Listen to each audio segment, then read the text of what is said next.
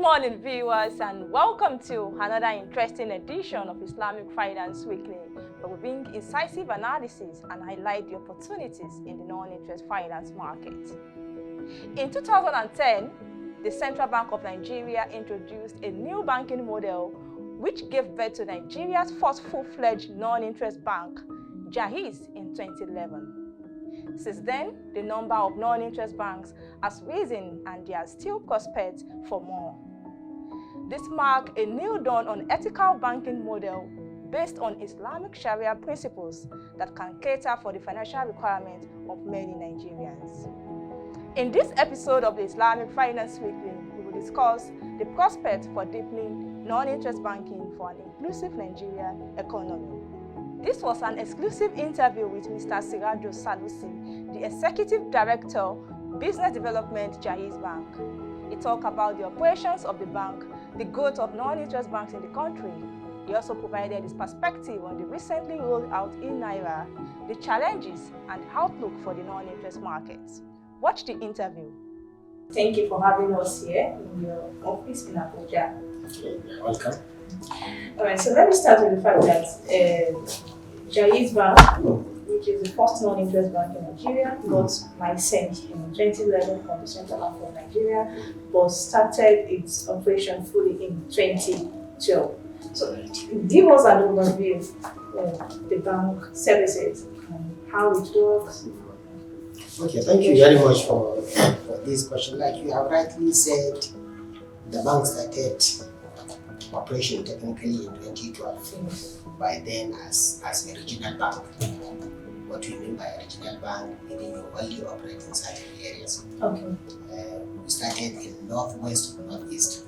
Okay. Abuja is given. So we started with 3 branches in Abuja, Kaduna, and Kano. Alhamdulillah, by 2016, the license was upgraded to a national license, meaning you can now operate anywhere in Nigeria. And that is when we moved to the south.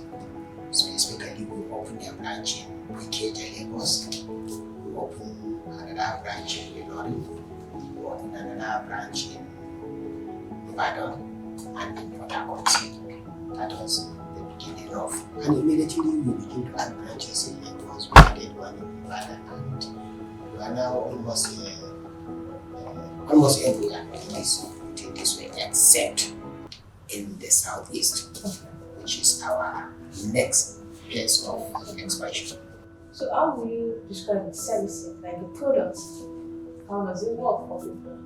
Are people conversant about the non-interest bank in Nigeria? Okay, you see, when you are talking of the products, we try to be very careful not to use other terminologies outside what people will understand. Before the coming of Islamic banking anywhere, traditionally, when you go to a bank, you are talking of current account, savings account, term deposit, you are talking of overdraft, loans. These are the traditional products. So the same thing with an Islamic bank. You have a normal current account, you have the normal savings account, the term deposit, something that will earn you also have it there. Is basically when you come to financing, that is why you will not get an overdraft. That is why you have most of the Islamic banking products. And I will not bore you with those terminologies. When you go to an Islamic bank, you don't just get a loan, because a loan involves giving you cash, you get your cash, you go and do your business. In an Islamic bank, you get transaction-based financing. I will try as much as possible to speak very elementarily, because I'm now communicating to the world, so that people will try to understand. If you come to an Islamic bank and you want to buy laptop or sale, we will not give you loan. We simply ask you, where will you buy it? How long will it take you to sell? What is the profit therein? So we finance directly the payment of that laptop to the supplier. We finance the need of the customer. So we take delivery of the laptop, we monitor you, you sell, and we share profit. Okay. This is another area that basically people tend to get confused when you hear profit sharing. 90-10 is sharing, 99-1 is sharing. So when people hear profit sharing, they will think we are coming to share 50-50 or we take part of it. That is not the case. Okay. The sharing is according to the participation. And whatever we shared, our share, you can now quantify it if you want to hear it in terms of what percentage is it. Is it 18%? Is it 20%? Is it 30%? Because whatever amount you have, you can actually compute it to read in terms of percentage. But that is not interest. It's a profit to us, and it's always explained the way we are writing. But the non-interest finance markets in the country has witnessed significant growth, but yet there's still room for improvement in terms of enlightenment, adoption of innovative products. So how is Jaiz Bank planning to boost this in the non-interest market? You see, even in a conventional space, awareness is continuous. Today, you hear most of the conventional banks doing advertisement, trying to get people aware. So awareness should be continuous. These are banks that have been in existence for more than 100 years. They are still doing advertisement. They are still trying to get people aware. Not to talk of a practice that is now that we are about to celebrate 10 years. So we have a long way to go, because for people to understand how Islamic banking works, you need to educate both the operators, you need to educate both the regulators, you also need to educate even the consumer, that is the customers. A lot of people are still not aware of how Islamic banking is practiced. But we take it upon us as a challenge, as a responsibility, to begin to talk to people anywhere we have this opportunity to say this is how it works. Geographically, Nigeria is wide, it's big. You can spend 1 year talking in one side of the country, another side of the country is not even aware. But we don't see that as a challenge, we take it as a blessing, because where you have this population, this is exactly where you now have the market.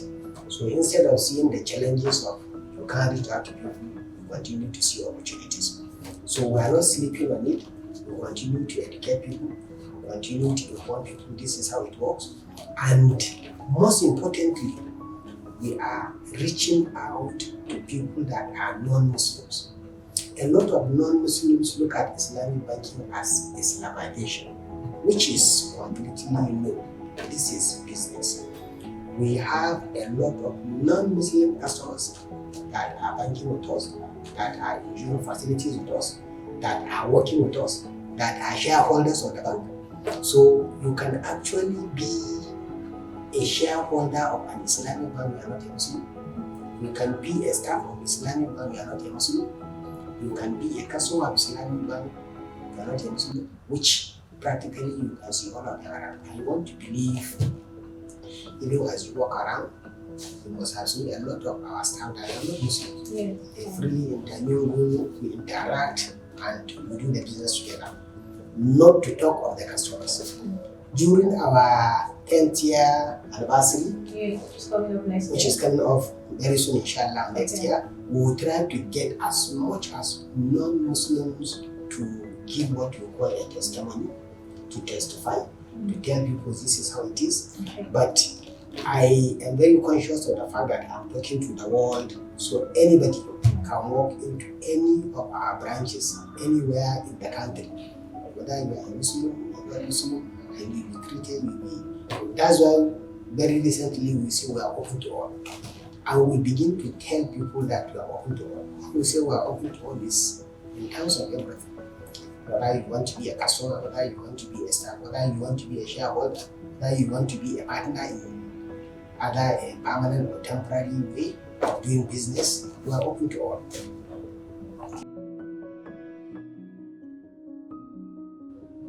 The Central Bank of Nigeria recently rolled out in digital currency.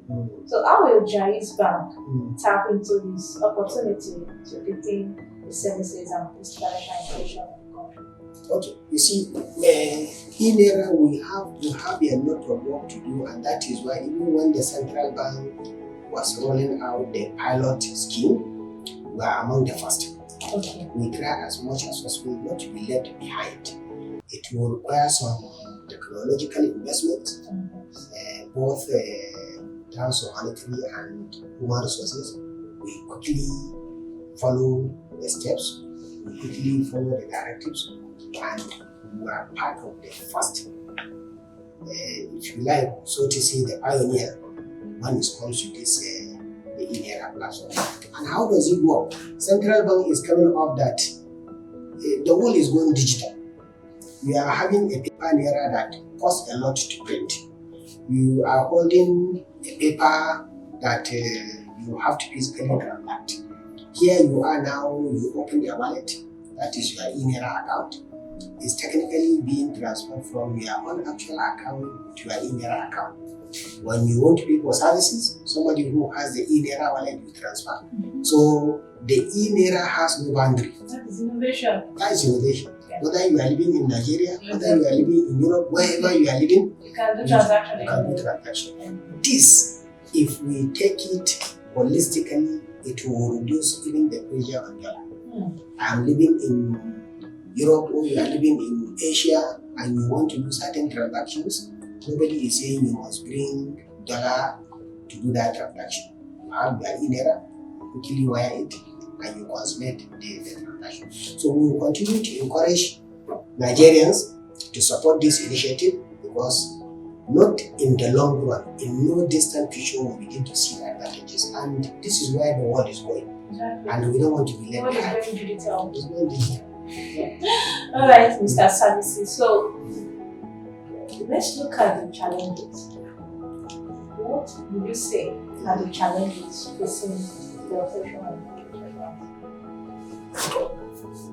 In life itself is full of challenges. Exactly. And when we started, I can categorize the challenges pre and post. Okay. Before the issuance of the license, there are so many challenges. Right? Starting from raising the capital, the awareness, are you going for public issue? The Are you enlightenment. going for direct Or you want to Islamize the country? Yeah, a lot of people are thinking we are coming with so many things. So, but through the special grace of God, we overcome such challenges. The license was issued, and today you cannot pinpoint any Islamization process. The noise of Islamizing Nigeria through the registration of Jaiz as an Islamic bank is now over. We have the license, and there is no Islamization process. In fact, people are beginning to now see the alternatives, the options being brought by Islamic finance, and that is why you now have additional two. You even have some conventional banks that are operating windows on Islamic finance. Yes. Then beyond Islamic banking, you even now have Islamic insurance, and you will now continue to even have some Islamic capital ventures. And you have all this kind of Islamic finance generally coming up. So that is one. Now, when you come to post, here you are, you have a bank, and you have deposit from customers. The customers are expecting profit from you, and you have to invest also to get profit so that you serve or you service your customers. So where you don't have instrument to invest as a bank, I'm not talking as a bank, you have only option to give facility. In this world, for the sake of the world, let me use the word loan. You only have an option to give a loan, because if you didn't give that loan, the entire money will be sitting with the central bank or with you, and you are earning zero. And nobody will want to do that. We operated in this condition for close to 6 years. struggling. So if you now succumb to the pressure of giving the facilities or giving the loans, you may end up giving or creating bad loans. If you didn't succumb to that pressure, you definitely succumb to the pressure of watching the money and that is not yielding anything to you, which is more painful.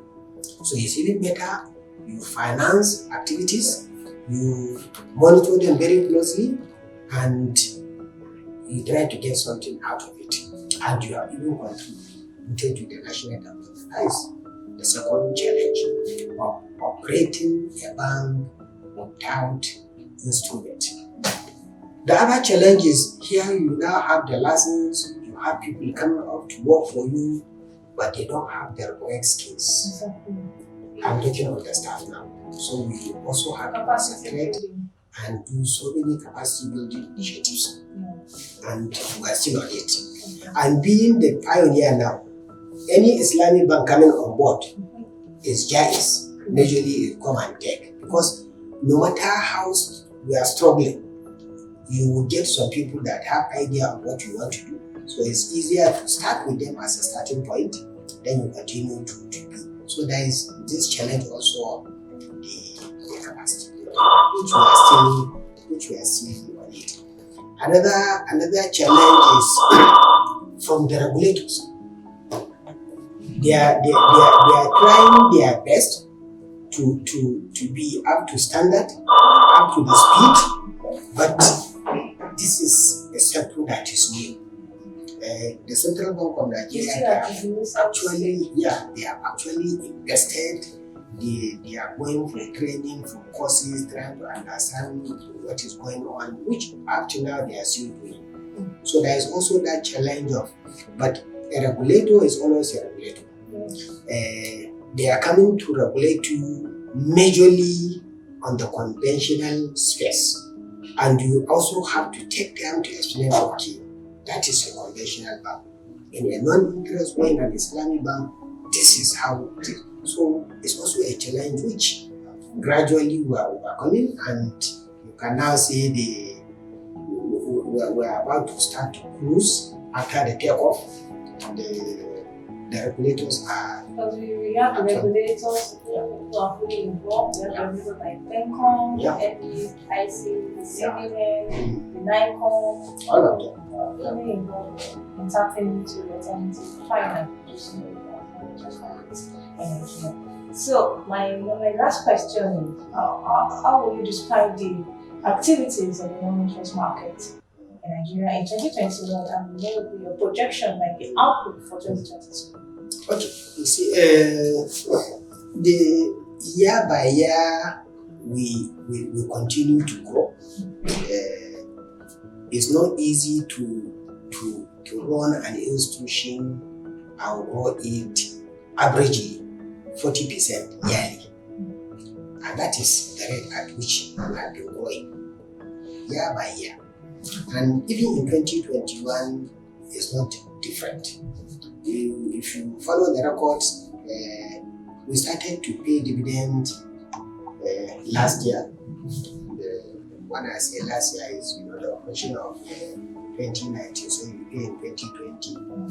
The operation of 2020, you pay in 2020. So looking at it from that angle, you can see the growth. Another way that you can quickly look at it is, I can reluctantly tell you that in 2021 you have another entrance into the market, another Islamic bank, which will confirm to you that the sky is still not the limit. You get it? If you look at the performance of some of these banks playing in this space, you will also see that the potentials are still there. So to come back to your question, 2021, alhamdulillah, is so good. Even though there are those challenges of something like insecurity, which is an unfortunate situation, we will also try to pride ourselves that we only do good when our customers do good. And that is one of the slogans. You cannot claim to be doing good when your customer is suffering. We are into the business of partnership, so as they do good, we do good. As they do well, we do well. If they have problem, we can't say we are still doing well or we are not making loss, but we are also not happy with the situation. Only that we hope for improvement. The government is trying its best to make sure that business continue as usual. Wherever you go with all this insecurity, you have to say life continues. With security or insecurity is as unfortunate as it is, but business continues, and that is what we are hoping that 2021, even before 2021, when you're talking about the COVID, and look at it in most of the banks in the world, the Islamic banks are not adversely affected by other, like the way other conventional banks were. Because this is a situation where you are doing a transaction-based financing. You are doing a partnership deal. So, as the situation continues to deteriorate, we now see that most of the Islamic banks are not as bad as, but morally, even if you are not as bad as it should be, the fact that your customers are affected, you also have to feel the pain of your partner is not doing well. So what's the projection for 2022, the outlook? Well, to start with, from Jaiz in 2022, to start with, you will see us in additional locations where banks are not opening branches. We are now opening. Inshallah, in 2022, you see us in locations that were not there before. We still believe in the physical presence, to begin to touch lives, to begin to show our presence, as much as we also invest in technology. But we feel that traditional way of I am around, I am available, we want to take it a bit, then combine with the technology. Even though we are also investing in technology, but we still want to show our physical presence. This will encourage people that we are here for business, we are not here for a temporary activity. I guess you are from Lagos, so in 2022 in that area, you want to be Agege, you want to be around the world. We are about to complete our construction of the branch in Habib Bank. Wow, states. Yeah, so these are areas that welcome development. Yeah, tell you that and so many other areas in Abuja and the downward. So this is what you get to see in 2022. But in order not to discourage our customers, it's not that we still believe in the olden days of doing banking or opening branches, but what we are doing now is just a part of encouraging people that we are here, but we are still investing in technology. Because we believe at this age, you can serve millions of people through technology, and that is why we're also very good trying to expand agency banking. Because when you have an agent, you have a branch. So we try also to roll out our agency banking so that we can reach so many people. We are also trying in 2022 to expand on our financial inclusion. We have seen a lot of people are being excluded due to, it could be geographical location, it could be the level of their economic activity. It is for geographical location, that is why we use the agency banking laws. If it is in terms of economic activity, we try as much as possible to help people. I tell you something that may surprise a lot of people. We have some rural branches, I can call them rural branches because it's actually a physical office where we are doing business with people. And in 2020 or in 2021 and in Nigeria, we are changing someone's life with 20,000. We are giving somebody just a facility of 20,000 and you have completely changed his life. In this way now we can give you more than 5,000 people that we are dealing with them under what we call Jaiz Financial Inclusion Centers. So it's not much money, but it's something we are very proud because you can clearly see changing people's life, and that is what financial inclusion is all. It's not just to exploit, but to show people that you are together, you care for them, and you try as much as possible to take so many people out of the street where they are doing that. Well done, and also commend the effort of Jaiz Bank in deepening financial inclusion in the country through the ethical beautiful. Well done, and thank you very much for having us here. It was nice having this conversation with you on the operations of Jaiz Bank in Nigeria since inception. Thank you very much, sir. Thank you too. You are always welcome. We always look forward to partnering with people on platforms like yours so that we reach out to so many people, because that is our business. Thank you very much, sir. Thank you. In Nigeria, the primary motivation for Islamic banking and finance is the high demand and the increase in ethical investors. Islamic banking is emerging worldwide, and one of its significant impacts is financial inclusion. This brings to the fore the need for innovative, dynamic, relatable Sharia-compliant products and more non-interest banks, which will reduce poverty and increase access to finance in Nigeria. And that brings us to the end of this week's edition. Many thanks to all our viewers for watching and following the Islamic Finance Weekly. Do have a great day. See you next week Friday.